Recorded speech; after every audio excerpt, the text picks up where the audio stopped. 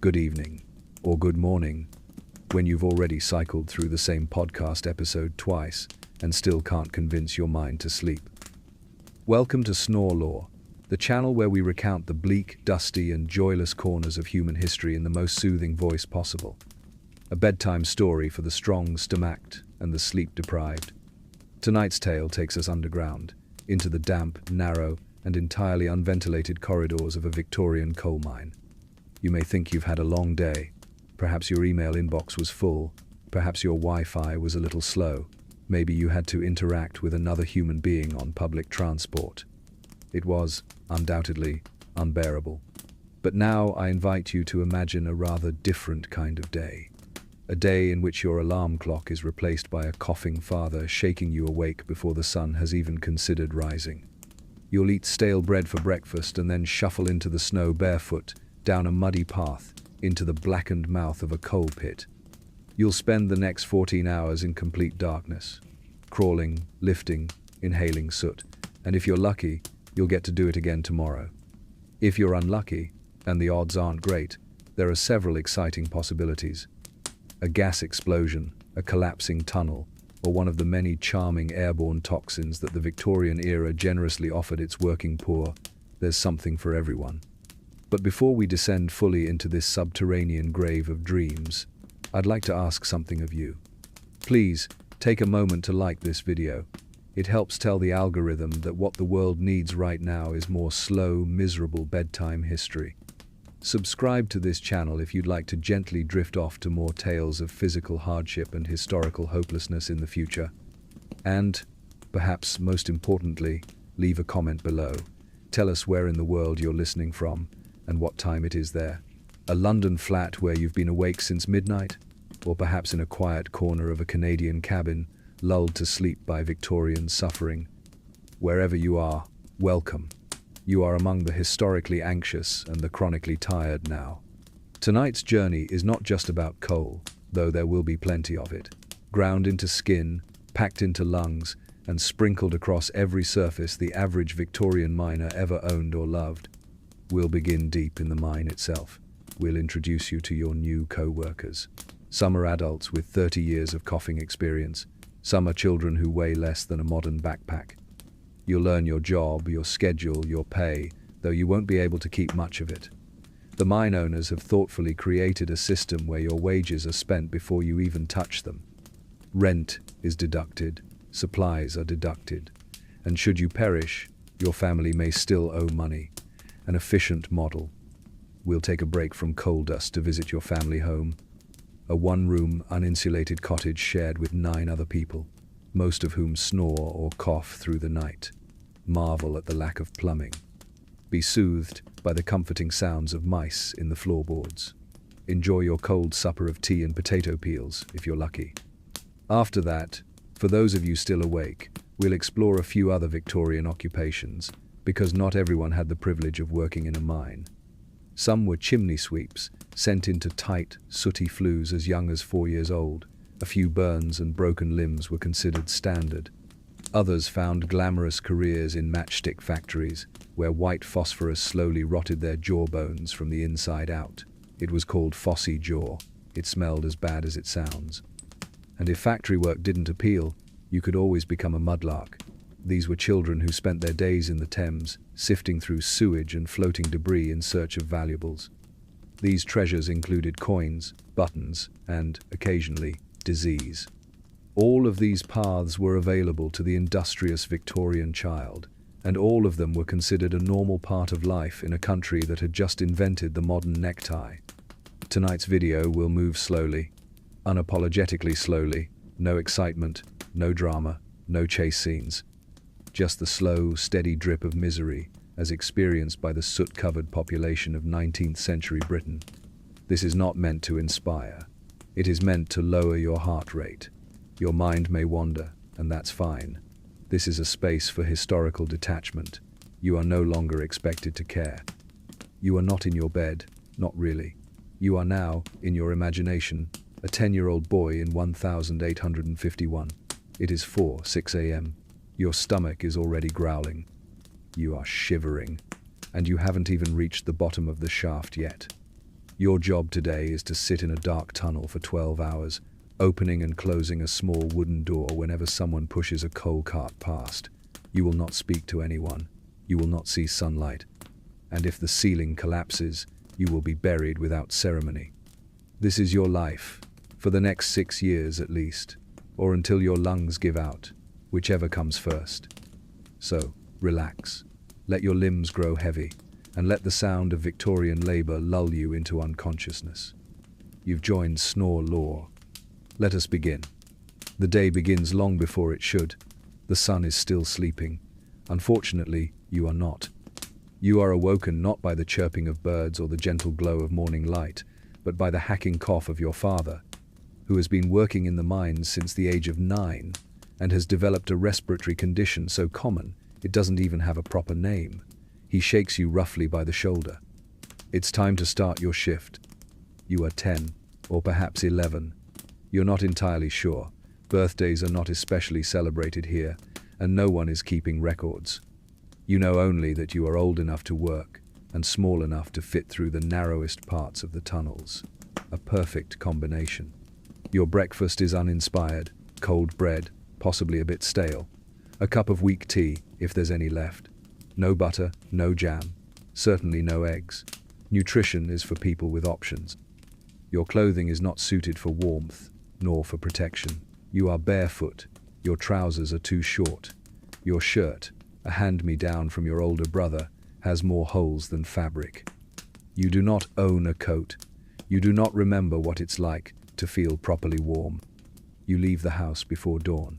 Outside, the air is damp and biting. Fog clings to the ground like a warning.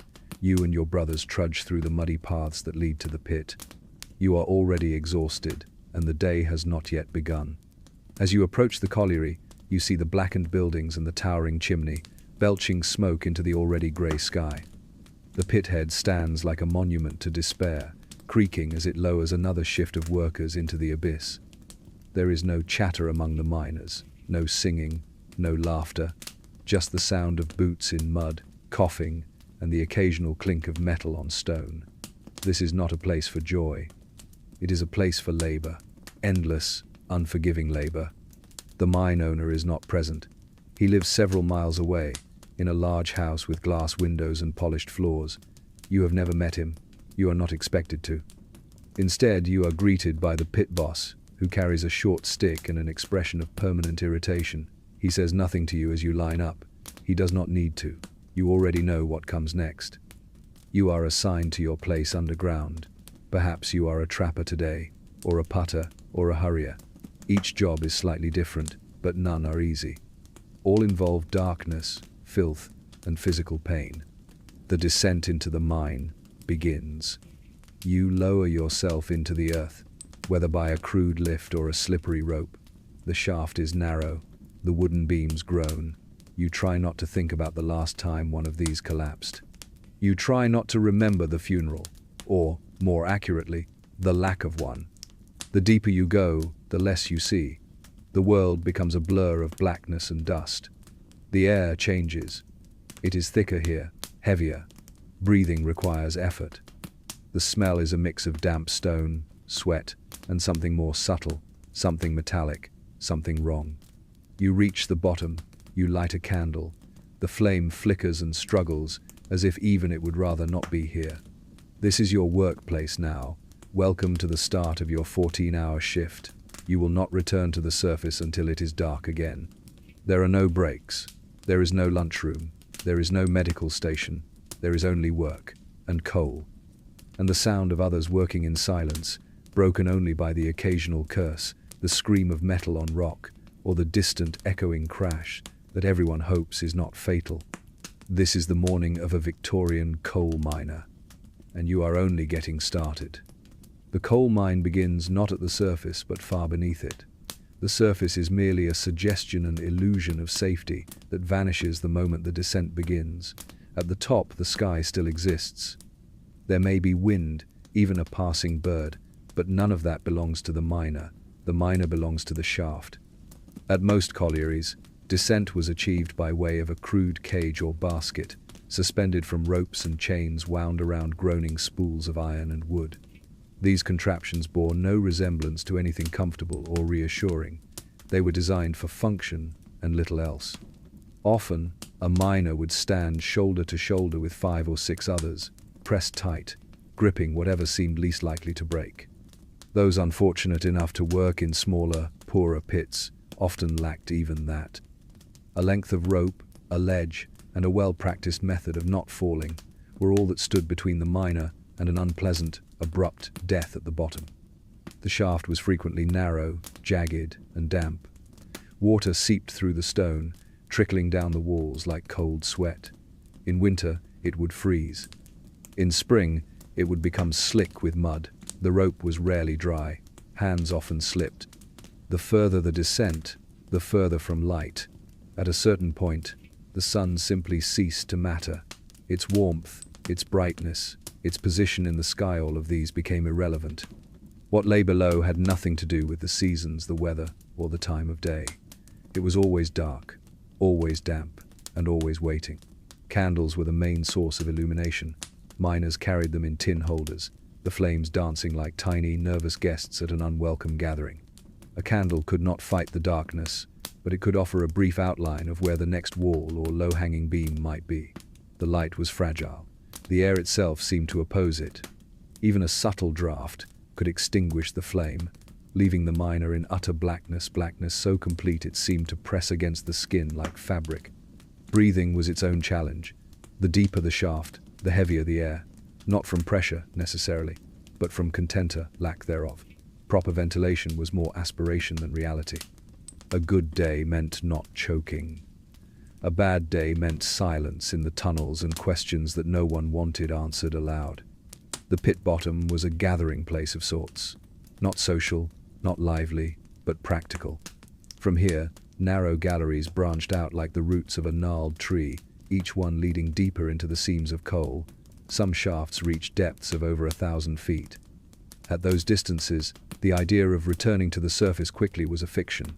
Emergencies, when they occurred, did not invite response. They merely revealed consequences. The tunnels themselves were uneven and cruel. The taller miner was punished for his height. In many seams, crouching was not optional, and crawling was required.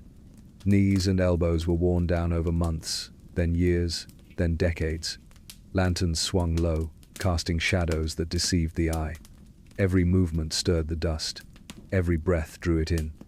The air carried more than dust. Invisible threats, fire damp, black damp, after damp floated silently in the corridors. Fire damp, primarily methane, was explosive when mixed with air. A stray flame, a careless spark, and the mine could become a tomb. Black damp, a suffocating mixture of carbon dioxide and nitrogen, simply displaced oxygen. After damp arrived after an explosion, filled with carbon monoxide. It killed silently, invisibly, and without mercy. Canaries at one point served as the warning system. If the bird died, the air was unsafe. This was the level of scientific sophistication available to most mining operations. A small, fluttering sentinel was trusted to give its life in exchange for a few extra seconds of reaction time. There were worse jobs, but not many. Within the mine, a variety of roles existed. The hewer was responsible for cutting coal from the face of the seam. Using a pick, the hewer lay on his side or crouched in unnatural positions, chipping away at the wall for hours. Muscles stiffened, hands bled, spines twisted. Still, the coal was coaxed out, chunk by chunk, and piled behind him. Once enough coal had been gathered, other workers took over. The hurrier and the putter, often women or children, dragged heavy carts of coal along the narrow tracks toward the shaft. Sometimes the carts were too wide for the tunnels. When that happened, they were pushed anyway. Skin and stone shared the same stubborn space. Then there were the trappers, typically boys, sometimes girls, usually under the age of 10. The trapper sat alone in the dark beside a ventilation door. When a cart approached, the trapper opened the door, then closed it, then waited. That was the entire job. It lasted 12 hours a day. There was no lantern, no human contact. Only the sound of coal carts in the distance and the silence between. The darkness was not metaphorical. It was literal, thick, and unbroken. Trappers frequently went blind, not from trauma, but from routine. Eyes that never saw light eventually stopped looking for it. Those who survived often did so in silence, not from stoicism but from fatigue. The mine was not a place of conversation. There were no breaks for chatter or reflection. Language reduced itself to grunts, warnings, and the occasional curse. Voices were saved for emergencies, and emergencies were best avoided altogether. Speaking too often made one noticeable. Not speaking was safer. In this environment, time ceased to function properly. Without daylight, without clocks, without variation, the hours bled together. Days were not defined by events, but by repetition. The same tunnel, the same wall, the same cough, a life measured in soot and silence. Occasionally there were visitors from the surface inspectors, engineers, or the rare philanthropist with a notebook and a troubled expression. They did not stay long. Their shoes were too clean, their eyes too shocked. They asked questions. Miners gave brief answers. Nothing changed. The shaft remained. So did the tunnels. The coal did not mine itself, and those who descended had no other place to go. No one looked up. Coal mining was not one job. It was many. Each task was unpleasant in its own unique way, contributing to a broader ecosystem of discomfort, injury, and early mortality. There were hierarchies, of a sort, but no one was truly fortunate. At the top of the worker pyramid, though still beneath the surface in every literal sense, stood the hewer. The hewer was the man who cut coal from the rock face.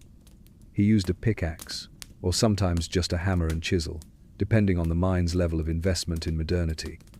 His work took place in narrow seams, often no more than 2 or 3 feet high, forcing him to lie on his side or crouch in a permanent state of discomfort. This position was maintained for hours at a time. Back pain was immediate and permanent. Knees became unreliable.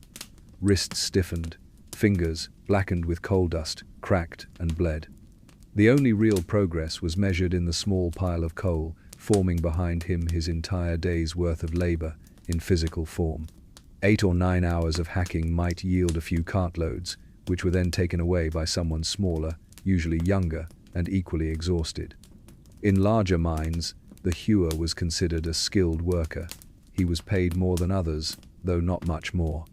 His survival rate was marginally better, assuming the roof did not collapse and the air remained just breathable enough. Once the coal had been cut, it had to be moved. That was the job of the hurrier. The hurrier, sometimes called a drawer, was typically a woman or a child. Their task was to haul carts of tubs of coal through low tunnels from the face of the seam to the pit bottom. The tubs were heavy, very heavy. Weighing several hundred pounds when full, they ran on narrow rails, but the tracks were uneven and often blocked by debris. When that happened, the hurrier simply dragged the load by hand. To assist with this, many hurriers wore harnesses around their waists and chests, attached by chain to the front of the coal tub.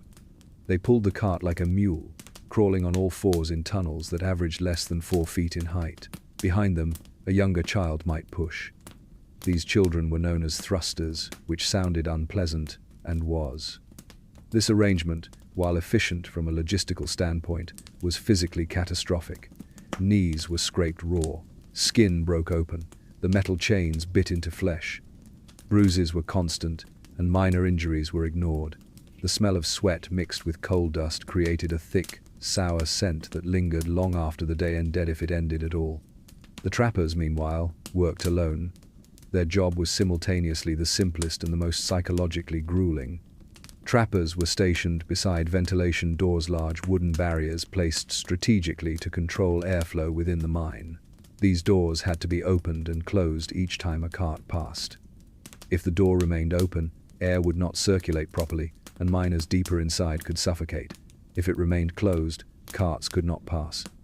The trapper opened the door, then closed it, then waited. There was nothing else. The trapper sat in near total darkness for the entirety of the shift, sometimes 12 or 14 hours.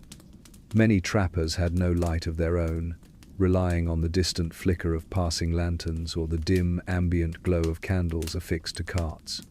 There were long periods when no one came, hours spent in silence.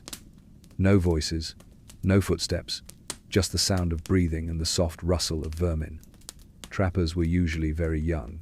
Some were as young as 5. They were chosen for their size, which allowed them to occupy small alcoves without obstructing traffic. The isolation often caused lasting psychological effects. Some children developed nervous tics or stopped speaking entirely. A few would sing to themselves, quietly, over and over, simply to avoid forgetting the sound of a human voice. Above ground, others labored in a different sort of misery. Women and girls worked on the coal heaps, sorting and cleaning the freshly mined product. Their job was to pick out stones and other debris, often by hand, using basic tools or no tools at all. They stood for long hours, exposed to the weather, lifting and throwing heavy lumps of coal onto growing piles. In winter, their hands turned blue with cold. In summer, the coal burned their skin. The pay was low. There were no gloves, no protective equipment, and no choice. In the best circumstances, a miner's day proceeded without incident. No cave-ins, no explosions, no flooded shafts. But even on these so-called good days, the work itself took its toll. The body aged quickly. By 35, most miners walked like old men.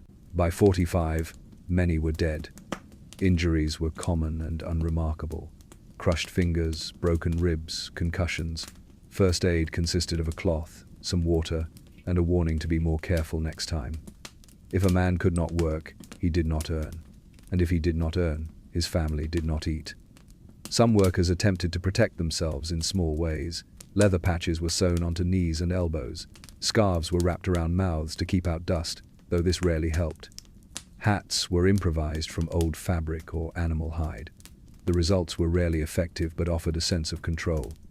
Many miners developed chronic coughs. Some had difficulty breathing. Over time, coal dust accumulated in the lungs, turning them black.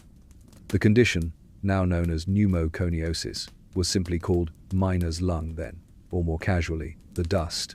It was not treated, it was expected. There were no unions at first, no laws regulating hours, pay, or age limits. A child might work from dawn to dusk 6 days a week and still be considered fortunate. Complaints were ignored. Strikes were dangerous. A man could be replaced within hours. Every role in the mine was necessary, and every role was punishing. There were no promotions, no advancement. A man started in the dark, and if he was lucky, he died there. If he was unlucky, he lived long enough to watch his children take his place. And so the system continued, one cartload at a time, until exhaustion or silence marked the end of another day. Danger was not an accident in the Victorian coal mine. It was not an anomaly, it was the baseline. Every shift, every movement, every breath carried with it the possibility of sudden, final consequence. There were, of course, the obvious hazards, the falling rocks, the collapsing beams, the unstable tunnels. But there were also the invisible ones, the ones no miner could predict, prevent, or survive. And the longer one worked in the pit, the more familiar these dangers became. Familiarity did not make them less fatal. The most feared of all was gas, fire damp, black damp, and after damp, 3 damp shovered in the mind of every miner, just beneath the surface of conscious thought. Fire damp was primarily methane, a gas that accumulated in the upper areas of the mine, released from seams of coal under pressure. It was highly flammable. Even a small spark, a careless movement of a pick, the briefest touch of a flame could trigger an explosion powerful enough to kill dozens in seconds. Limbs and lungs rarely fared well. Black damp was different. It did not explode. It simply displaced the oxygen, quietly, efficiently. One moment a miner would be breathing. The next, he would be unconscious. No noise. No warning. Just the slow, invisible theft of air. Afterdamp was the aftermath. The collection of toxic gases, chiefly carbon monoxide left behind by an explosion. Survivors, if any, were often undone by the very air they managed to keep breathing. Candles and open flames made everything worse. In time, safety lamps were introduced, Davy lamps, with enclosed flames and gauze to prevent ignition. These were considered revolutionary. They also failed frequently. It was, by all accounts, still safer to pray. Dust was another danger. Fine coal particles filled the air, stirred constantly by movement and labor. These particles lodged in the lungs, clung to the throat, and collected in the bloodstream. The result was a slow, rasping decline in respiratory function. It did not kill quickly.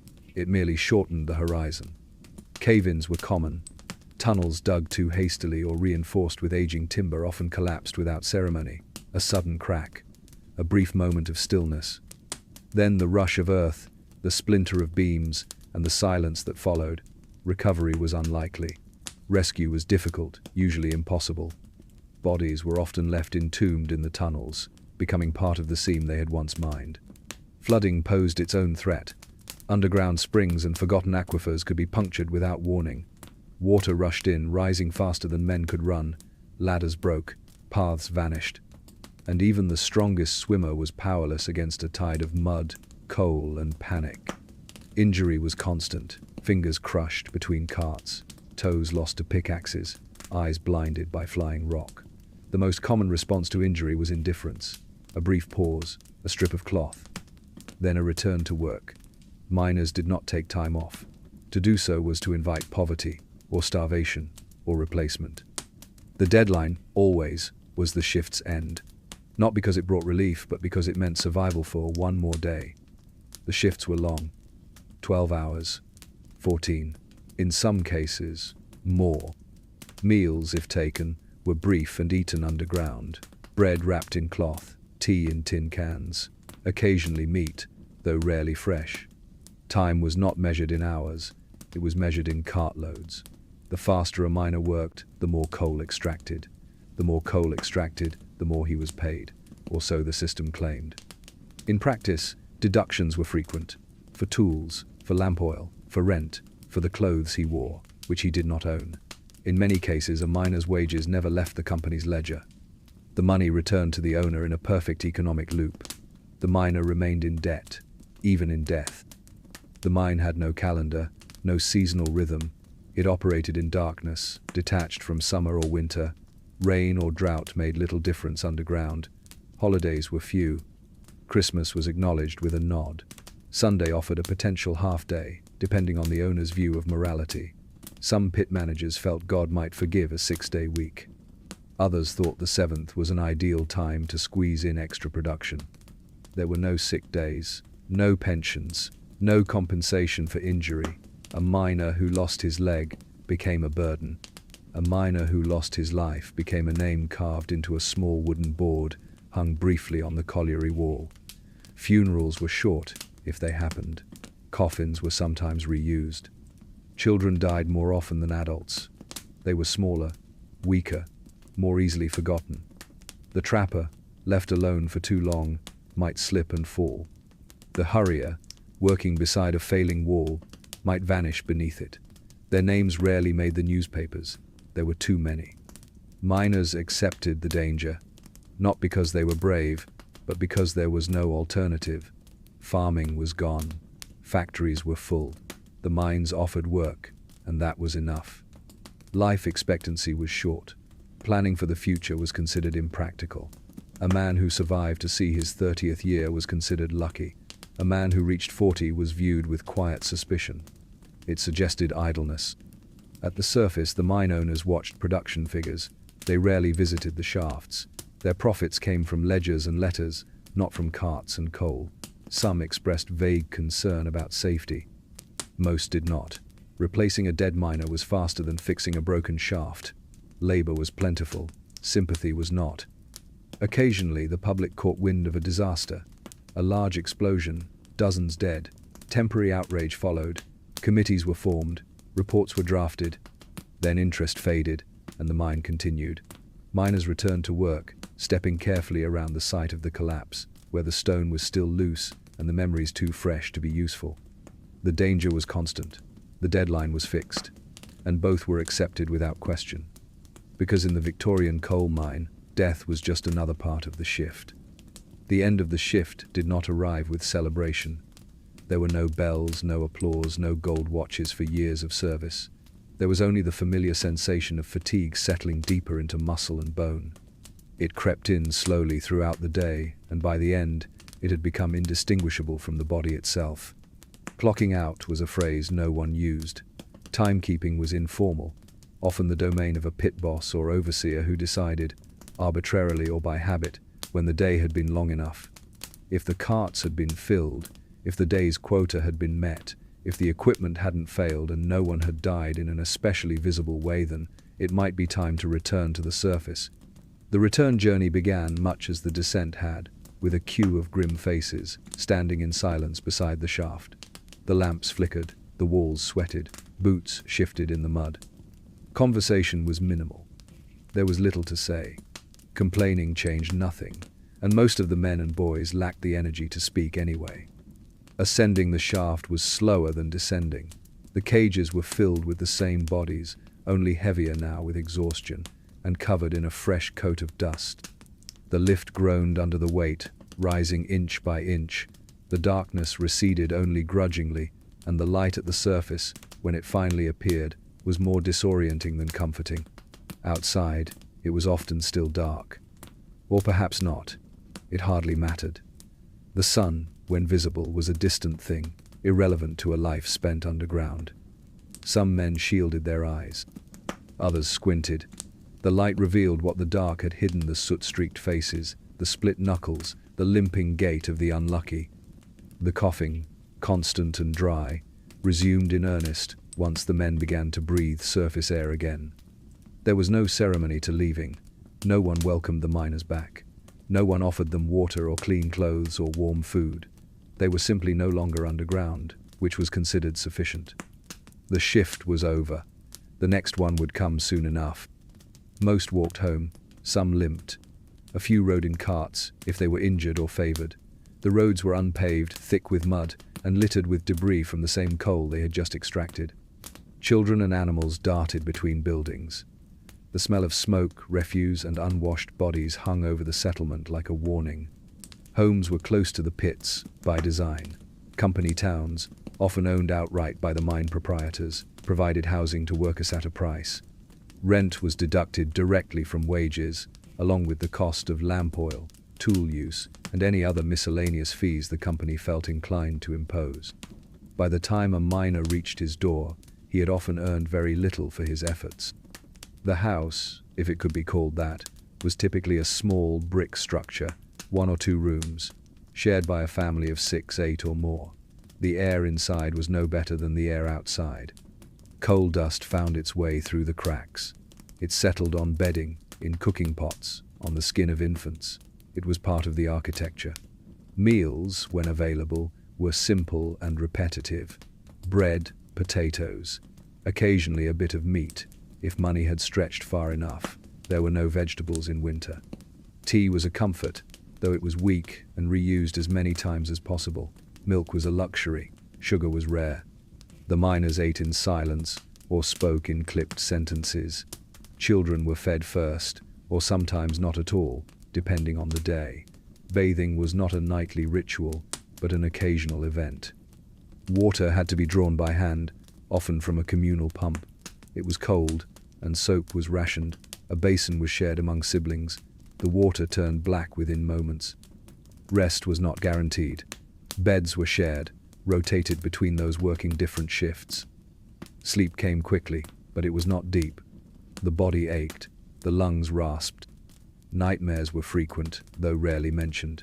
Talking about fear was considered wasteful. There was too much work to be done. Evenings were short. There were no hobbies, no leisure, no sense of time passing. Some families sat in silence. Others read aloud from old newspapers or dog-eared Bibles. A few found brief solace in music, played on battered instruments or sung in soft, tired voices. Alcohol was common, not because it was enjoyed, but because it was necessary. Cheap gin or ale, consumed quickly and without ceremony, offered a temporary reprieve. For a few hours it dulled the aches, the cold, the thoughts. Some men drank alone, others drank in groups. Most drank in order to sleep. Children, if not yet employed in the mines, were expected to contribute in other ways: cleaning, cooking, caring for younger siblings. There was no childhood, only preparation for labor. Boys waited for the day they were deemed large enough to descend. Girls waited for the day they were old enough to carry coal above ground or to marry someone who did. There was no retirement, no savings. A miner worked until he could not. Then he begged or starved, or relied on the charity of others equally poor. Some were lucky enough to be taken in by relatives. Others simply disappeared from the community, becoming names mentioned in passing with a shrug. Sundays, when granted, offered a thin veil of rest. Church attendance was encouraged, sometimes enforced. A clean shirt was borrowed, a pair of shoes wiped free of muck. Hymns were sung with hollow eyes. Prayers were offered by rote. Religion provided structure, if not comfort. The Lord might reward suffering. Later. But by Monday morning the shaft awaited once more. The same descent, the same dust, the same possibility of not returning. The miners returned to their work not because they believed in it, but because it was the only thing available. The system allowed no escape. A day off meant less food, 2 days meant hunger. A week meant eviction. And so the cycle continued. Down the shaft, through the tunnels, back home. To eat, to cough, to sleep, and to do it again. The concept of choice was as distant as the stars. There was no retirement, there was no relief, only the promise of another shift. Clocking out, in the Victorian coal mine, was not the end of the day. It was simply the pause between shifts. The home of a Victorian coal miner was, in theory, a refuge. In practice, it was simply another container, smaller than the mine, somewhat warmer, and only marginally less harmful to the lungs. Most miners lived in terraced housing provided by the company. The homes were built quickly, cheaply, and in long rows that stretched like grey ribbons alongside the pit road.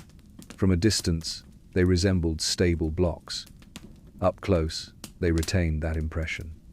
These company houses were not gifts. They were rented automatically, and often without choice.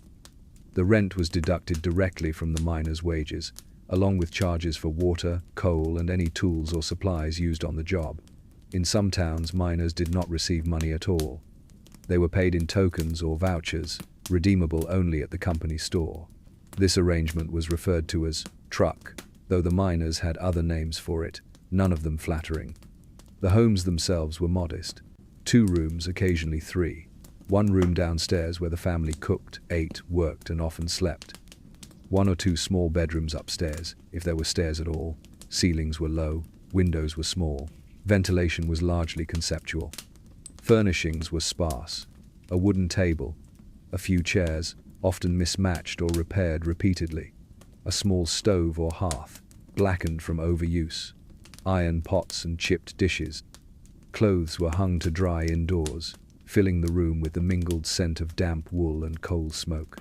There were no closets. Belongings were kept in crates or sacks, or simply on the floor.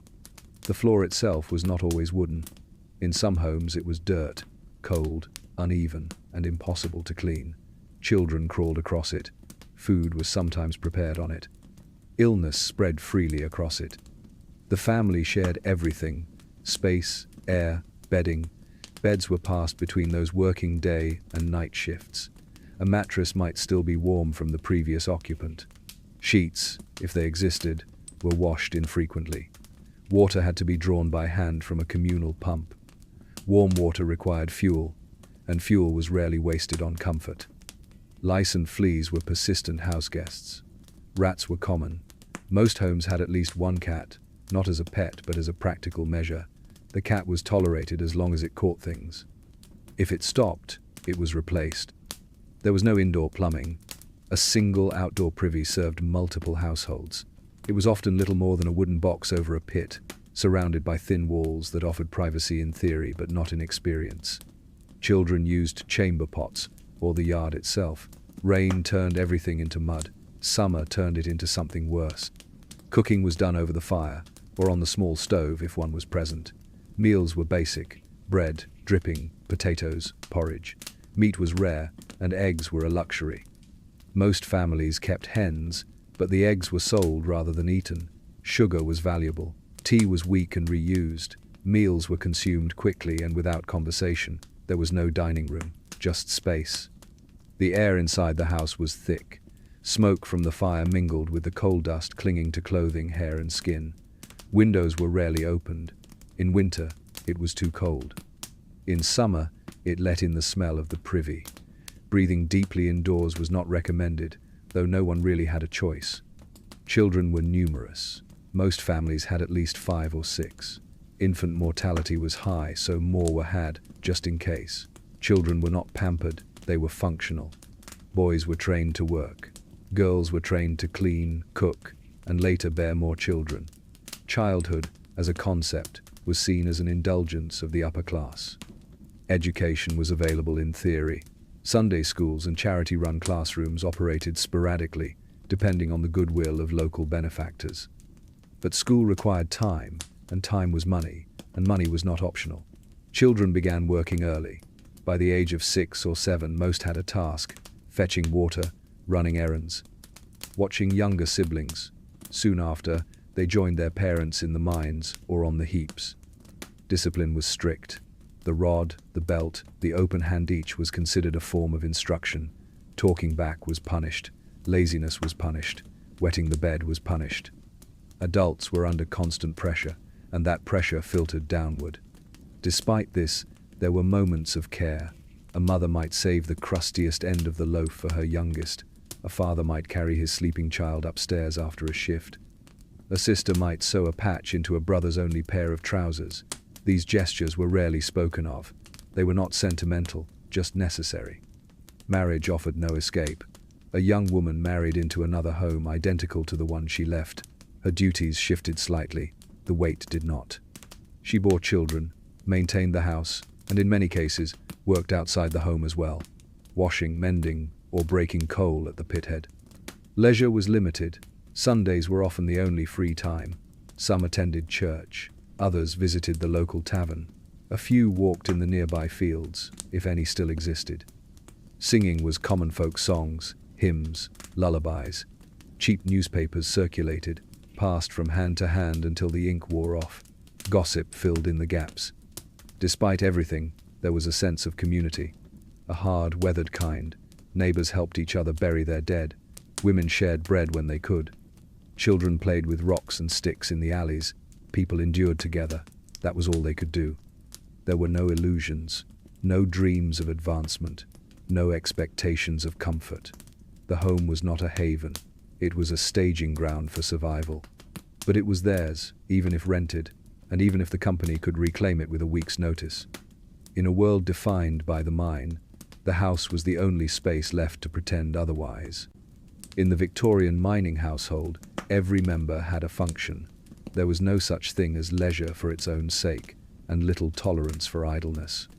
Every minute not spent recovering from work was expected to be spent preparing for it, or producing something to be consumed, sold, or mended. The domestic structure was rigid. The father, when present, was usually the miner hewer, putter, or drawer. His role was clear: endure the pit, bring home whatever wage was left after deductions, and discipline as needed. He was seldom home while awake. When not in the mine, he slept. When not sleeping, he ate in silence. Conversation with his children was limited. He was not cruel necessarily. He was tired, deeply, endlessly tired. The mother carried a quieter but equally brutal load. Her day began before sunrise and ended long after sunset. She prepared meals from minimal ingredients, fetched water, washed clothes by hand, and cleaned a home that was constantly saturated in coal dust and sickness. She was often pregnant, again. There were few forms of birth control available, and none were widely distributed to working-class women. Childbearing was not planned. It was expected. Most women worked outside the home as well, out of necessity. They might haul coal at the surface, separating rock from fuel with gloved hands, or work as screen lasses, standing over grates for 12-hour shifts, picking debris from the flow of black stone.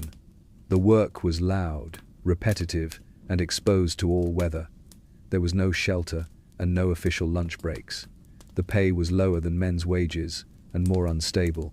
A woman could be dismissed more easily.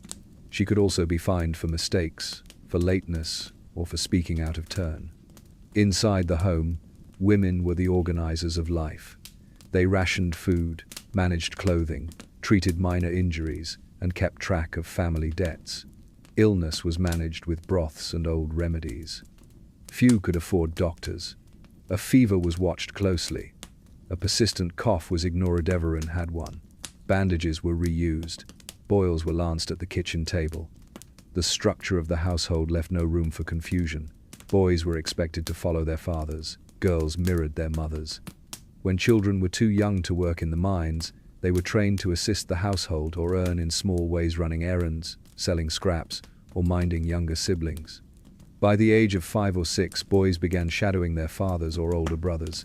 They learned how to handle tools, how to behave underground, and most importantly, how not to die. They were shown where the beams were weak, how to spot a gas leak, which coughs could be ignored, and which meant collapse. Girls, on the other hand, were taught how to scrub floors, boil water, and stretch a meal into something that looked respectable. They learned to sew, not as a hobby, but as a necessity. A hole in a shirt did not mean replacement. It meant darning, hemming, patching. If a button was lost, another was taken from something less urgent. Cleanliness was pursued as best it could be. It was not a matter of pride, but of survival. Dirt carried illness.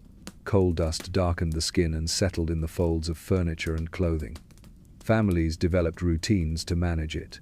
Boots were left by the door. Hands were washed in shared basins.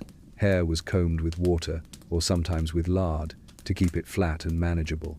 Gender roles extended to morality. Men were permitted to drink, to swear, and to disappear for long periods. These behaviors were considered unfortunate, but normal. Women were held to stricter standards. A woman who drank was spoken of with pity or derision. A woman who raised her voice was described as wild. A woman who left her children unattended, even briefly, might find herself blamed if they died. Blame, in these homes, was not distributed equally. Religion often reinforced these roles. Sermons stressed obedience, humility, and divine order. The man as head of the household, the woman as keeper of virtue. Children as small sinners in need of discipline. Scripture was quoted frequently. Spare the rod was not a metaphor. The Bible was sometimes the only book in the house, and its stories were not interpreted gently. Festivities were rare. A birthday might go unmentioned. Holidays, when they came, offered no break in domestic labor. Meals were slightly larger. Bread might be fresh. If there was spare coin, sweets might be bought. Otherwise, the day proceeded like any other, with a long list of chores and no particular thanks for doing them. Despite the strictness, affection did exist. It was expressed in practical terms. A mother might save the last spoon of sugar for her child. A father might give up his portion of meat without saying a word. There were no grand declarations. There were no speeches. Love was shown in who was allowed to sit closest to the fire, or who received the slightly less torn pair of stockings. Family conflict was common. Small spaces magnified tension. Noise could not be escaped. Tempers ran high when food ran low. Siblings fought. Parents shouted. Children were beaten, occasionally without clear reason. Apologies were rare. Silence resumed until it was broken again. Neighbors observed these dynamics, quietly. The street saw everything. A woman who left her door open too long might be the subject of whispered judgment.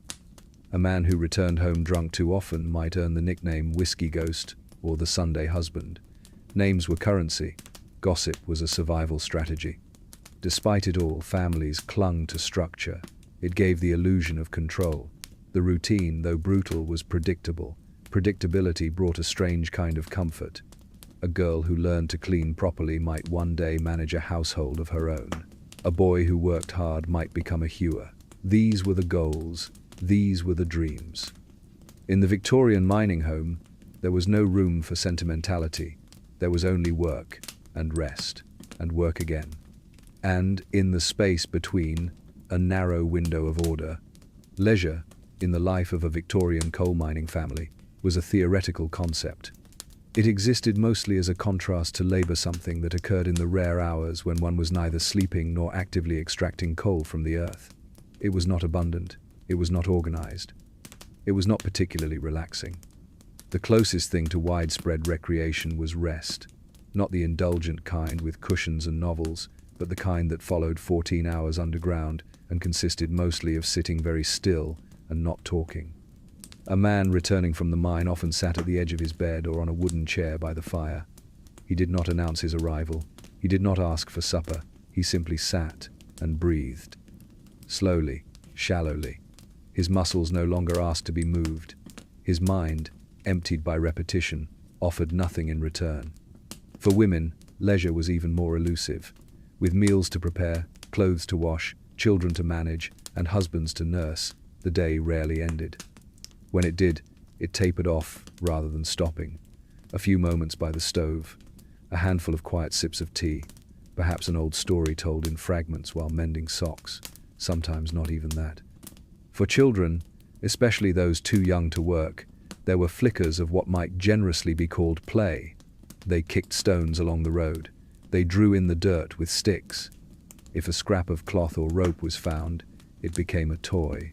Dolls were made from old rags. Wooden spools served as wheels. Anything not nailed down became something else. The rules of these games were made up on the spot, often as a way to forget the sound of someone coughing in the next room. Sundays were the designated day of rest, though rest was interpreted narrowly.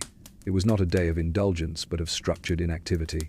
Many families attended church, not always from faith, but from habit, expectation, and in some cases, the fear of social consequence.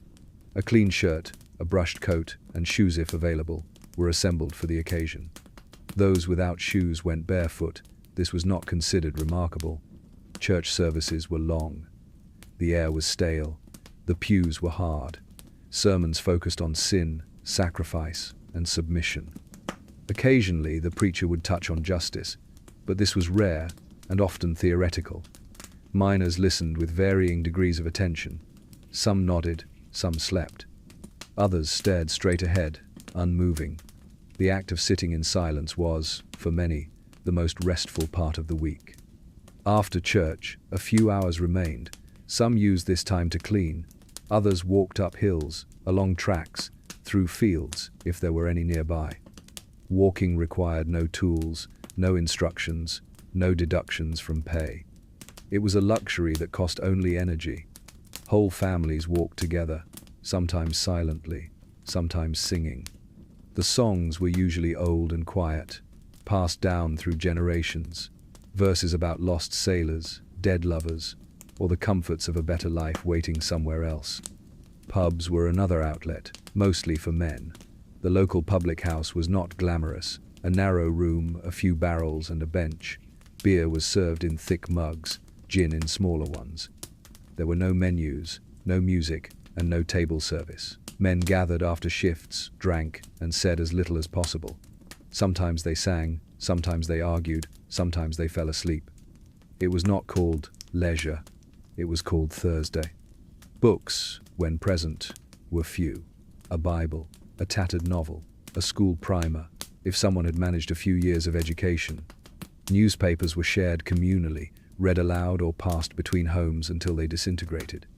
News was outdated by the time it arrived, but it was read anyway.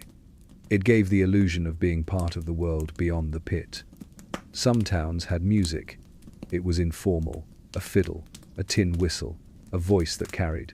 Tunes were shared like recipes memorized, forgotten, relearned. Lyrics changed. Some were hymns. Others were about work. A few were bawdy. Laughter happened, though not frequently enough to raise suspicion. There were community events, though they were rare and not elaborate. A harvest fair, a chapel fundraiser, a union meeting disguised as a concert. Food was shared, stories were told. A pie might be baked, if flour could be spared. Children were allowed to run, the adults watched. It was a performance of normalcy. No one was fooled, but it was appreciated. For women, the closest thing to leisure was conversation. Short exchanges over fences, sharing stories while scrubbing laundry, quiet gossip about the new family on the next street. Rumors were currency. News of a birth, a death, an injury. Talk of wages, illnesses, lost shoes. Advice on herbal remedies or which foreman to avoid. These moments were not rest, exactly, but they were a reprieve from the tasks that never truly ended. Some families kept animals. Chickens were common, occasionally a goat. Dogs were useful, if they behaved. Cats were tolerated. Children grew attached to these animals. Adults did not. The animals were there to serve a function. If they failed, they were replaced. If they succeeded, they were fed. Holidays came without travel. No one left town. The concept of vacation did not apply. Christmas was observed with bread pudding if possible, Easter with hard-boiled eggs, May Day with flowers, weather permitting. These observances were modest, sometimes silent, a small tree, a paper crown, a song sung quietly in the corner of a coal-blackened room. Even sleep was not restful in the way one might imagine. Beds were shared, sheets were infrequently washed. The room was dark but never silent. Coughs echoed, rats scratched, babies cried. The walls groaned with cold. Nightmares were common but not discussed. They were just another part of being alive. Leisure, then, was not a state of being. It was a brief interruption, a stillness mistaken for peace, a silence mistaken for calm. And then the next day began. In the quiet, soot-veiled streets of industrial Britain, long before sunrise, the chimney sweep's day began. Not with breakfast, not with conversation, not with anything resembling a routine known today. It began with a shove, or perhaps a boot to the side, and a gruff reminder that there were chimneys to climb and very little daylight in which to do it. The apprentices were boys, small ones, typically between the ages of 4 and 9. Occasionally older, if they were unfortunate enough to remain small. Their size was their only real qualification. Narrow chimneys required narrow bodies. The smaller the boy, the deeper he could go. Some had been taken from workhouses, some had been sold by their families, some had no clear origin at all. They were called sweep boys, climbing boys, or simply the lads. Their legal status varied, but their purpose was constant. Each child was apprenticed to a master sweep, an adult man who oversaw the work and collected the pay. The master was often a former sweep himself, now too large or too broken to climb. He provided food, shelter, and a promise of eventual freedom. The reality was different. Food was minimal, shelter was a cold corner of a basement, and freedom was rarely discussed, because most did not live long enough to reach it. The day began early, long before the wealthier homes lit their first fires. The sweep boys were roused in the dark. There was no uniform, only rags-thin shirts, worn trousers, and bare feet. Boots were considered a liability. The soles would catch on chimney walls. Better to climb with toes, even if they bled. A sweep boy was given a sack, a brush, and a scraper. The brush, if it was provided at all, was largely ceremonial. The real cleaning would be done by his body, knees, elbows, and back, scraping soot from the walls. The sack was for collecting larger debris. The scraper was for anything that resisted the brush or the boy himself. It was often just a bent piece of metal. The master selected the route. Wealthier clients first, the middle class next. No one wanted their chimney cleaned after a neighbor's child had been found dead in it. The reputation of the sweep was fragile. Cleanliness mattered. So did discretion. Upon arrival at a client's home, the master knocked at the servant's entrance, never the front door. Business was conducted quietly. The lady of the house was not to be disturbed. Payment was arranged in advance, sometimes money, sometimes food. The boy's portion, if any, was decided later. Once inside, the boy was led to the fireplace. The flue stretched upward, narrow and dark. The air inside still carried the scent of last night's firewood, smoke, grease, and creosote. The chimney narrowed toward the top. It might bend once, it might bend twice. Each home was different, each chimney its own quiet trap. There was no ceremony, no encouragement. The boy was told to climb. He knelt before the hearth, set down the brush and sack, and placed his hands on the soot-covered brick. Then he began the ascent. The motion was practiced but never easy. Feet pressed against the walls, knees bent sideways, elbows tucked in tight. The boy twisted and pushed, using any available foothold. The bricks scraped skin. Soot fell into his eyes, his mouth, his lungs. He could not cough.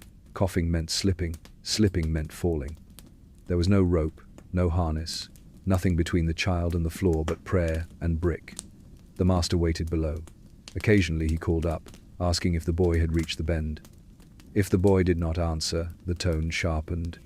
Time was money. Stillness was a problem.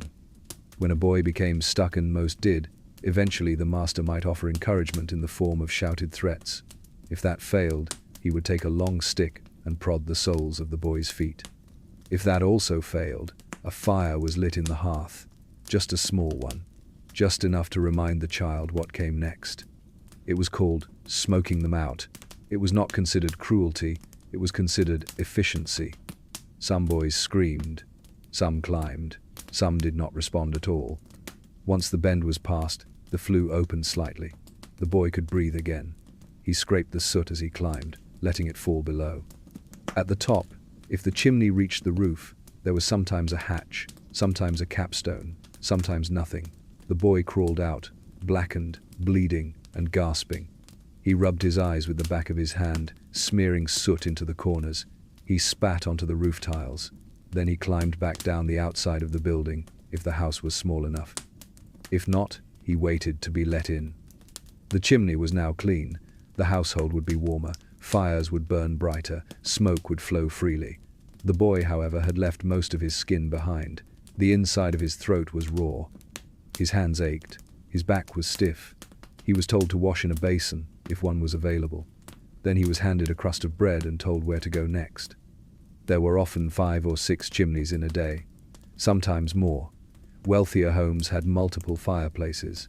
Inns had dozens. Large country estates might require several days of work. The boys were paid nothing. The master was paid for the job, and the boys were fed in proportion to his mood. Apprenticeship lasted 7 years. In theory, few lasted that long. Injuries mounted, lungs failed, fear set in. Some boys went blind, others lost the ability to stand upright. When a child could no longer climb, he was dismissed. He was not given a reference. And then there were those who never emerged, chimneys that grew quiet, homes that filled with a strange smell.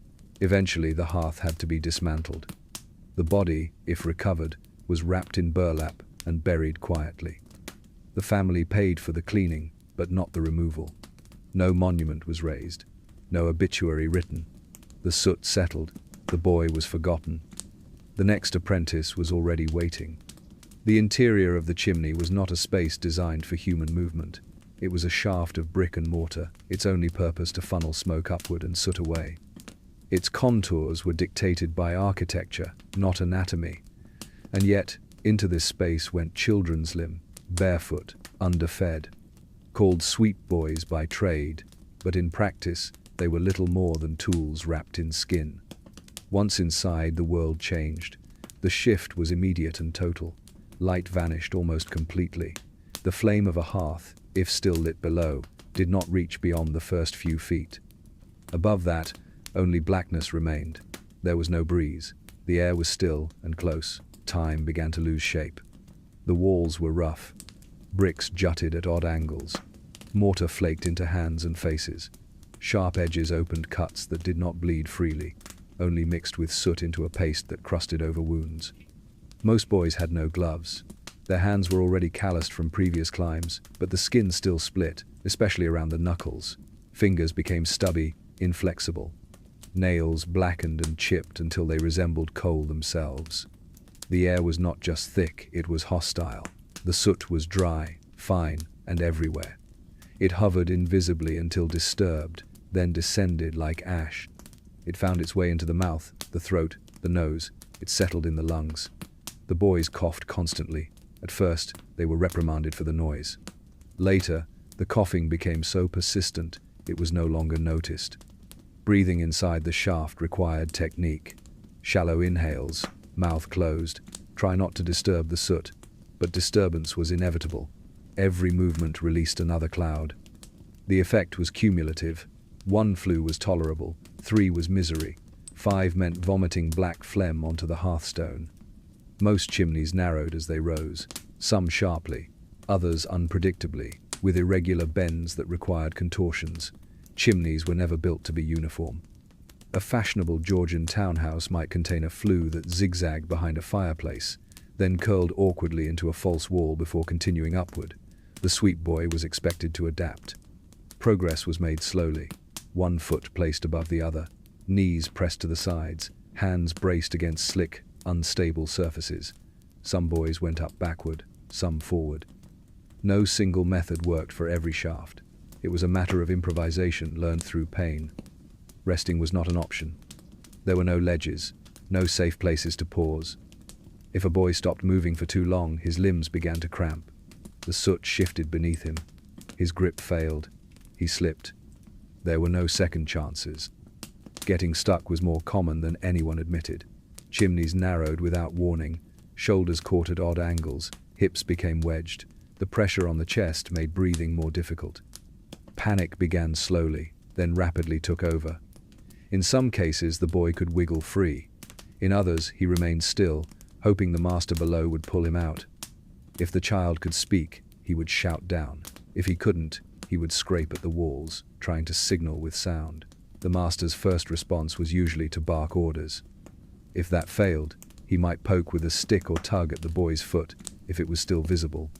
Failing that, there was the fire. It wasn't started immediately, only threatened, but it was a known method. A small fire lit in the hearth beneath a stuck sweep would produce heat and smoke. The intention, officially, was to motivate movement.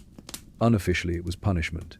The chimney grew hotter, the soot above baked, the air thinned, and the boy, if he could, climbed. It did not always work. Sometimes the chimney was too narrow. Sometimes the boy had already lost consciousness. Sometimes he had broken something in the fall and was incapable of movement. In these cases, a different kind of fire was required, the one that would clear the shaft of the remains. Those who didn't get stuck had their own dangers.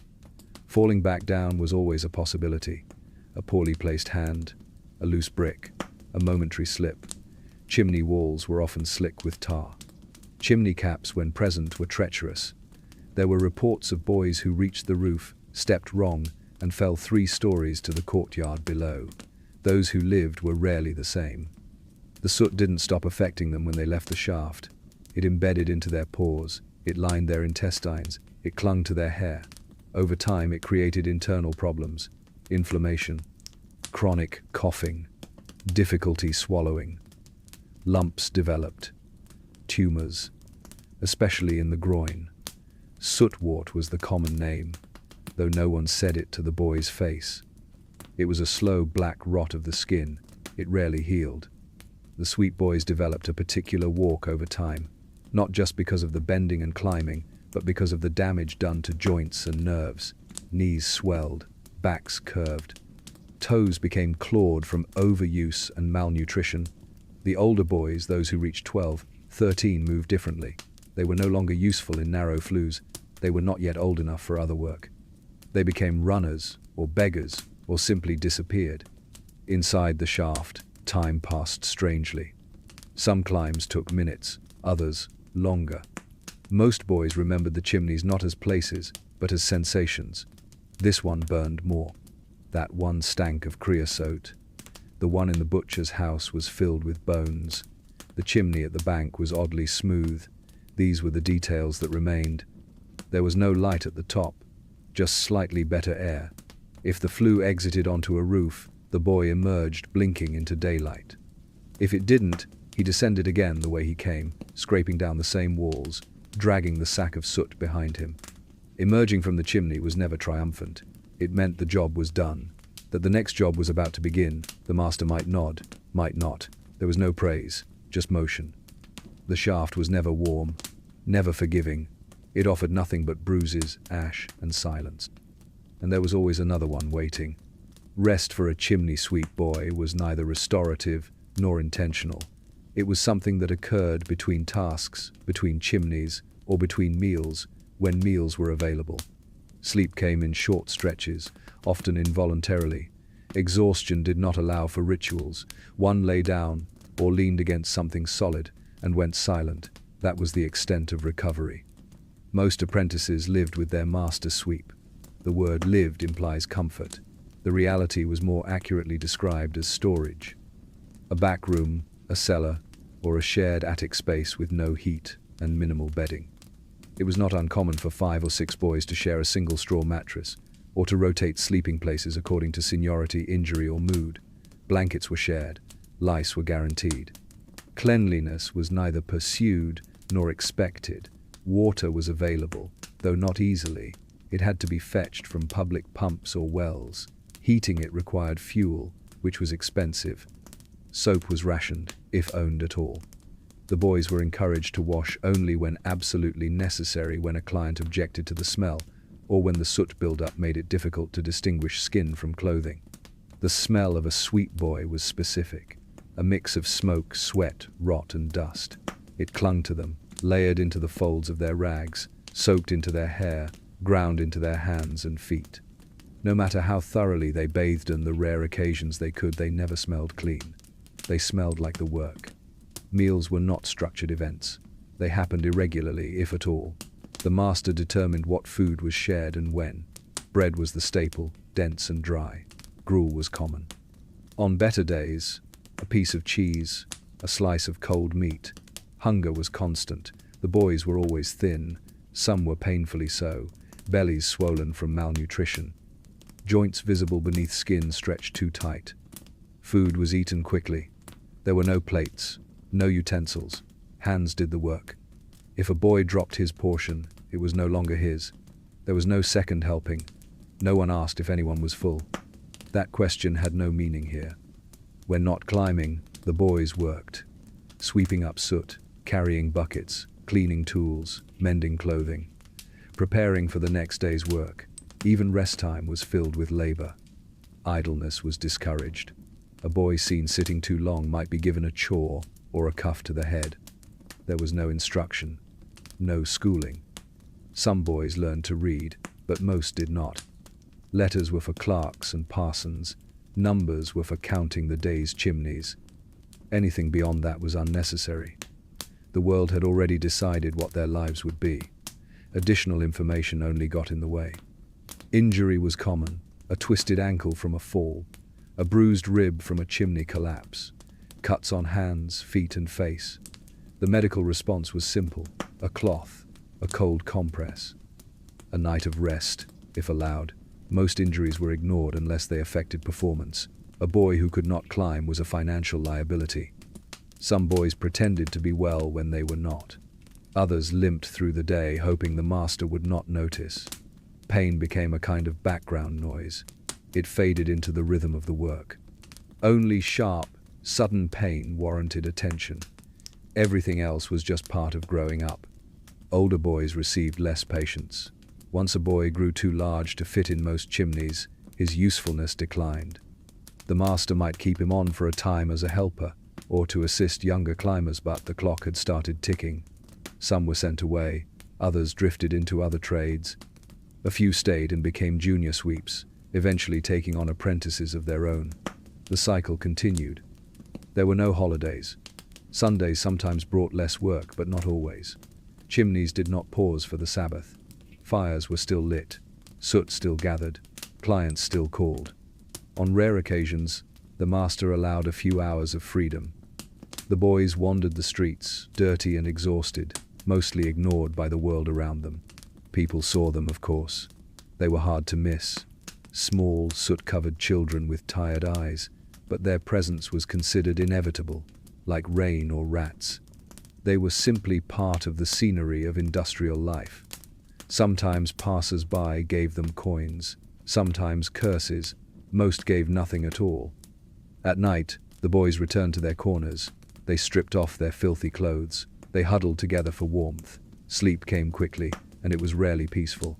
Coughing was common. Nightmares were frequent. Some boys cried out. Others ground their teeth. A few spoke in their sleep, mumbling fractured sentences. The dreams were not restful. The body might lie still, but the mind stayed in the chimney. No one asked about their thoughts. Emotions were treated like illnesses best kept to oneself. Boys who wept openly were mocked. Boys who hesitated were accused of cowardice. Empathy had little room to grow here. It was tamped down by routine and repetition. Some tried to run away. They rarely succeeded. The master had connections. Other sweeps, constables, boarding house keepers. A runaway boy was usually found, returned, and punished. Running again meant being turned out entirely, with nowhere to go. The street was not safer. Other trades were not kinder. There was a wordless code among the boys. A way of glancing, of staying close or distant. They did not speak often of the work. They spoke of food, of warmth, of the sky, of stories half remembered from a time before soot covered everything. Laughter happened, but it was short. Jokes were quiet, shared only in stolen moments. The body adapted, but the spirit wore down. That part took longer. There were boys who never recovered. They remained withdrawn, sullen, unresponsive. They worked mechanically, ate little, and spoke less. Eventually, they faded into illness, into injury, into silence. Their absence was noted, then replaced. At rest, if it could be called that, the chimney sweep boy did not think about the future. The next day was all that mattered. The next chimney, the next piece of bread, the next cough. Planning ahead was for those who could afford to. The sweep boy lay still. He closed his eyes. The soot remained on his skin. His fingernails were black. His breath rattled slightly. He did not dream of better things. He dreamed of nothing at all. The image of the chimney sweep boy lingered in the public imagination, long after many had stopped looking directly at him. A child small, sooty, smiling in illustrations, featured in storybooks, nursery rhymes, and holiday cards. He was depicted as lucky, even charming. A symbol of cheer, resilience, and Victorian whimsy. In reality, he was exhausted, abused, and frequently dead before the age of 12. Efforts to improve his life were slow. Not because his suffering was invisible. It was well known. Travelers wrote about it. Doctors studied it. Even judges, on occasion, expressed unease. The problem was not awareness. The problem was indifference. For decades, the boy in the flue remained exactly where society needed him, unseen in practice, romanticized in hindsight. The first real legal intervention came with the Chimney Sweepers Act of 1788. It required that apprentices be no younger than 8, and that they be formally registered. It also prohibited masters from forcing children to climb flues that were still hot. These were sensible regulations. They were also widely ignored. Enforcement was almost non-existent. There were no inspectors, no penalties of substance, no mechanisms for verifying a child's age or condition. If a boy looked young, the master claimed he was small for his age. If he limped, the master said it was from play. If he died, he was said to have been ill already. More legislation followed. In 1834, a new act required chimney sweeps to obtain a magistrate's license to take on apprentices and required parents or guardians to give consent. It still failed to curb the practice. Consent was easy to manufacture. Licenses were not difficult to forge. Children continued to climb. Fires continued to burn beneath them. By 1840, public pressure had mounted. Reformers, journalists, and medical professionals began to document the physical and psychological toll of the trade. Reports described in grim detail the burns, the broken bones, the stunted growth, the internal scarring. Sootwort became part of the medical lexicon. Campaigns against child sweeps gained traction in Parliament. That same year, the Chimney Sweepers and Chimneys Regulation Act was passed. It was, at least in writing, comprehensive. It forbade the employment of any person under the age of 21 to climb chimneys. This seemed definitive. It was not. The law was openly defied. Some masters claimed their boys were not employed, merely helping. Others said their chimneys were too narrow for brushes. Some clients insisted on using traditional sweeps, claiming they cleaned more thoroughly than mechanical devices. The child continued to be cheaper than the tool. The resistance to reform was not always malicious. It was often habitual. Society, when built on certain expectations, finds change inconvenient. Coal dust in the parlor was unacceptable. The death of a sweep boy was regrettable, but the chimney still had to be cleaned. One of the more visible advocates for change was Lord Shaftesbury. A member of Parliament, he dedicated much of his career to social reform, including factory conditions, child labour, and chimney sweeps. He helped draft several bills and pushed for stricter enforcement. His efforts were met with resistance, foot-dragging, and polite deflections. In 1863, a 12-year-old sweep named George Brewster became a symbol of that resistance. George died while cleaning a chimney in Cambridge. He had become stuck and suffocated before anyone could reach him. The incident prompted public outcry. Photographs of the body were circulated. Testimonies were published. Questions were asked, again, about why this was still happening. That same year, a new act was proposed. In 1875, the Chimney Sweepers Act finally gave teeth to the law.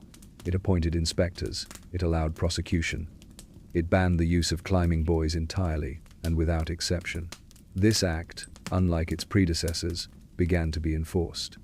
By then, the industry had already started to shift. Long-handled brushes, pulleys, and rods had become more effective. Clients, though hesitant at first, adjusted. The child in the flue became obsolete not by moral triumph, but by mechanical convenience. Some boys, those still young enough, were absorbed into other trades.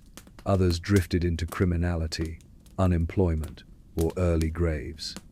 The profession of chimney sweep remained, but the child sweep faded from view. He did not disappear from memory. In art and fiction, he remained preserved. In Charles Kingsley's The Water Babies, he became an allegory. In later decades, he was reduced further into a symbol of good luck, of innocence, of plucky British endurance. Never mind the scabs, never mind the soot. Statues of chimney sweeps exist in several English towns. Some are small, almost cheerful. A few have been polished by passing hands, as if rubbed for luck. The plaques mention hard work.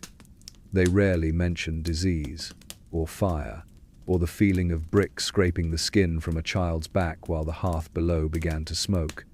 There are no graves marked "Sweep Boy." Most were buried in paupers' fields. Some were not buried at all. Their names, when known, were spelled phonetically by overworked clerks. Their deaths were not recorded with ceremony. They were accidents. Unfortunate, unavoidable, or so the story went. The legacy of the chimney sweep boy is not just one of suffering. It is a study in delay, in how long a society can tolerate the intolerable, provided it happens out of sight, provided it makes things warmer, cleaner, more convenient, provided the discomfort is someone else's. The flue is no longer climbed. It is cleaned by brushes, motors, and occasionally by men wearing protective gear. The air inside is still unpleasant, but it is no longer fatal. Chimneys are now serviced with safety in mind. Insurance policies require it. But for decades, it was a child's job, and for decades, it remained so because it worked. The soot was removed. The fires burned efficiently. The death toll was seen as manageable. There is comfort now in forgetting, in calling him lucky, in painting him on cards smiling with a brush slung over one shoulder, in turning his silence into cheer. That too is a kind of burial. The flue stands empty. The fire glows quietly. And the boy, no longer needed, is finally allowed to rest. The match factory stood on the edge of London or Manchester, or wherever industrial ambition outpaced caution. A low building with high windows, coated in soot, dust, and the residue of progress. Inside, the air did not move freely. It lingered, it thickened, it stayed. The girls arrived early. Most were teenagers, some were children, a few were older, their bodies already worn into mechanical shapes. The gate opened before sunrise. There was no formal greeting. No overseer with a clipboard and a smile. Just the same door, the same walls, the same choking air. A bell might ring, or not. It didn't matter. They entered in silence, walking as if pulled. There was no uniform. Clothing was whatever could be afforded or salvaged. Thin cotton dresses, shawls for warmth, bonnets or scarves to contain the hair. Nothing fashionable, nothing protective. Their shoes, when worn, were soft-soled and cracked. Some worked barefoot. It was considered efficient. Inside the building, the floorboards creaked and the dust rose. Tables were arranged in long rows. At each station sat girls with trays of wooden splints, matchsticks in their raw form. Pale, dry, and waiting. The process was simple. Simplicity, however, is not the same as safety. First, the splints were dipped in sulfur. This coated the wood and prepared it to hold the match head. The smell of sulfur was sharp and clinging. It filled the lungs. It hung in the throat like spoiled vinegar. Some girls became accustomed to it. Others coughed until they fainted. Next, the match heads were prepared. The mixture was white phosphorus, sometimes called yellow phosphorus, to avoid confusion with its red, slightly less murderous cousin. It was a soft, waxy substance that lit easily and burned with a bright, eager flame. It was also highly toxic. The trays of phosphorus paste were delivered in open tins. It resembled thick cream, smooth, innocuous. The girls, many of them too young to know better, touched it directly.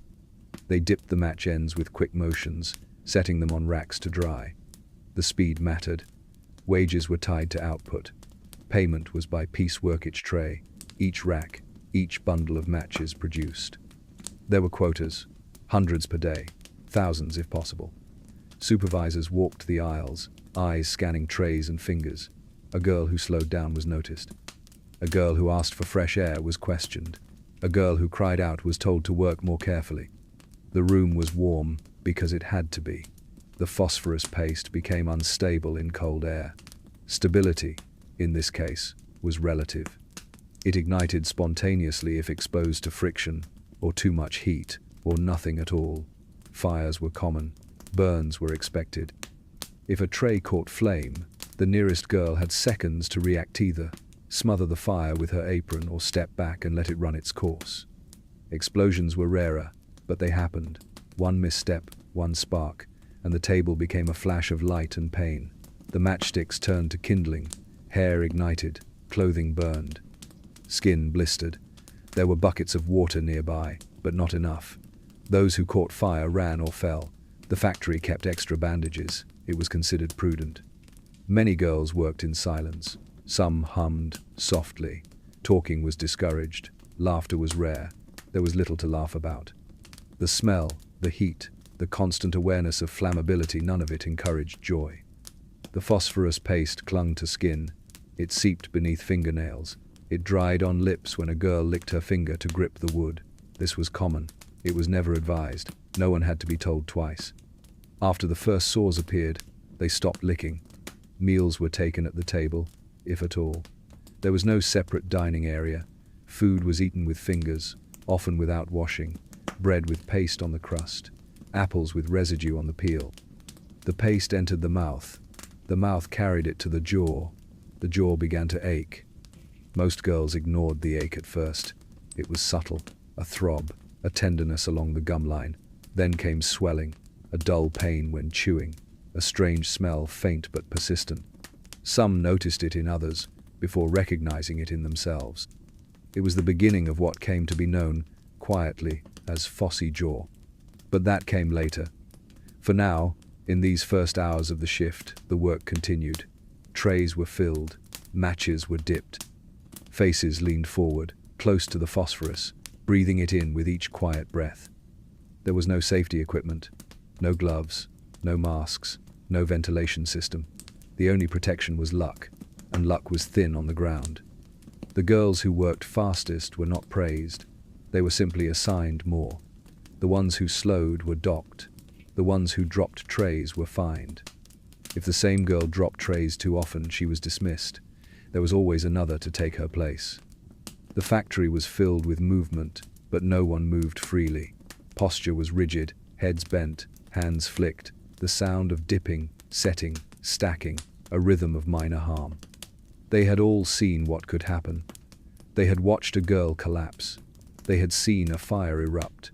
They had heard someone scream. But memory was a luxury. The matchsticks did not wait. Outside, the city passed by. Carriages rattled over cobbles. Church bells rang. The river moved. But inside the factory, nothing moved except the hands of girls trying not to fall behind. There was no laughter when the day began. There was only phosphorus and splinters and the smell of something that should not be inside anyone's lungs. And still, the work continued. White phosphorus was not invented to be handled by children. It was not meant to be inhaled in dust form, nor smeared across the lips of 16-year-old girls trying to meet quotas. It was not created to coat wooden sticks in poorly ventilated rooms with open flames nearby. And yet, for most of the 19th century, that is exactly what it was used for. The substance itself was pale and waxy, with a mild sheen and an unassuming presence. It did not smell strongly at first. When it did, it was usually too late. Exposure began quietly: skin contact, inhalation, ingestion. Most factory girls had no idea how deeply the chemical had entered their systems until their bodies began to change. The earliest symptom was pain in the jaw, a dull throb at first, something that could be ignored with enough distraction. Then came the swelling just a little at first, a puffiness near the molars, a slight tenderness when chewing, a pulsing discomfort under the cheekbone that didn't go away. It worsened quickly. Within days, the ache became persistent. Within weeks, the gum began to soften. It turned pale, then grey. Teeth loosened, pus oozed from the sockets. A smell followed, not external, but internal, sir, sickly sweet, and unmistakably wrong. It clung to the breath, then to the room. This was phossy jaw, also called phosphorus necrosis, a condition in which the jawbone itself began to die. The bone did not decay quietly. It disintegrated. It crumbled. Sometimes it detached in pieces, falling out of the mouth in small, chalky fragments. The pain was constant and severe. Sleep was nearly impossible. Eating was a negotiation between agony and hunger. Speaking became difficult. Smiling, rare even before, became impossible. Girls attempted to hide the symptoms at first. They covered their mouths when they coughed. They kept to themselves. They sat farther down the table, but the signs were unmistakable. The odor alone betrayed them. Once symptoms became visible, options were limited. A girl might be sent home. She might be dismissed without notice. There were no health plans, no pensions, no compensation. In some cases, employers paid for basic surgery not out of charity, but to avoid bad press. The procedure involved removing the affected jawbone, sometimes with anesthesia, sometimes without. Survival was not guaranteed. Many died from infection, blood loss, or starvation. Others lived but were permanently disfigured. A missing jaw changed the shape of the face. Chewing was no longer possible. Speaking became a whisper. The girls who endured it often disappeared from public life, not out of shame, but because there was nowhere for them to go. The phosphorus did not only affect the jaw, it also damaged the liver, kidneys, and lungs. Chronic exposure led to fatigue, dizziness, and cognitive decline. Many suffered from nosebleeds. Others developed tremors. There were miscarriages, seizures, sudden collapses. Doctors rarely connected these to the work. Diagnosis was a guess. Treatment was rudimentary. The factories made no adjustments. Ventilation remained poor. Masks were not introduced. Gloves were suggested, but only if productivity was not compromised. The white phosphorus remained in use because it was cheap and effective, and tradition had settled in around its dangers like dust around furniture. Red phosphorus was discovered in the mid-19th century. It was safer, not entirely harmless, but significantly less likely to rot the face off its user. Some countries adopted it quickly. Britain did not. White phosphorus was still profitable. The match industry resisted the change. It would cost too much to adapt. They said consumers wouldn't like the smell. The match girls, of course, were not consulted. Their suffering was considered part of the work, like calluses in a shoemaker or smoke in a chimney sweep's lungs. Those who complained were told to find other work. They were told this by men who had never entered the factory floor. Public awareness began to build slowly. Stories of jaw decay reached newspapers. Medical journals reported on the condition, often in dry, distant language. Osteonecrosis of the mandible sounded clinical. Pictures were less abstract. Drawings showed hollow faces, sunken cheeks, empty mouths. Eventually, people began to care. Not all people, but some. Activists, physicians, and early labor organizers began to speak publicly. Some stood outside factory gates, handing out leaflets. Others lobbied Parliament for reform. They were met with indifference, then hostility, then mild interest. But for the girls already inside, the phosphorus continued to do its work. Every breath carried a risk. Every tray contained its threat. The factory buzzed with the quiet rhythm of repeated harm. They kept dipping, kept stacking, kept swallowing that low burning ache. And no one said it out loud, but everyone knew how this would end. And now we reach the end. You've spent some time in a coal mine, crawling through darkness with nothing but a candle and the hope that the ceiling won't collapse. You've hauled carts on your hands and knees, stood barefoot in freezing mud, and slept in a room with 9 others and 1 working blanket. You've also climbed inside chimneys, inhaled soot, and quietly considered what it feels like to lose a jawbone in a matchstick factory. You've survived explosions, fires, and economic systems built on the bones of exhausted children. All of this, of course, without ever leaving your bed. If you're still awake, thank you for joining us. If you're already asleep, then perhaps this bleak little journey has done its job. Please remember to like the video, subscribe to Snore Lore, and when you're awake again, leave a comment telling us where in the world you're tuning in from and what time you started listening. We like knowing who's out there, drifting off to industrial suffering. But for now, breathe slowly. Let the coal dust settle, the phosphorus fade, the soot drift quietly away. You're not in a factory, or a flue, or a tunnel. You're just here, and it's time to sleep.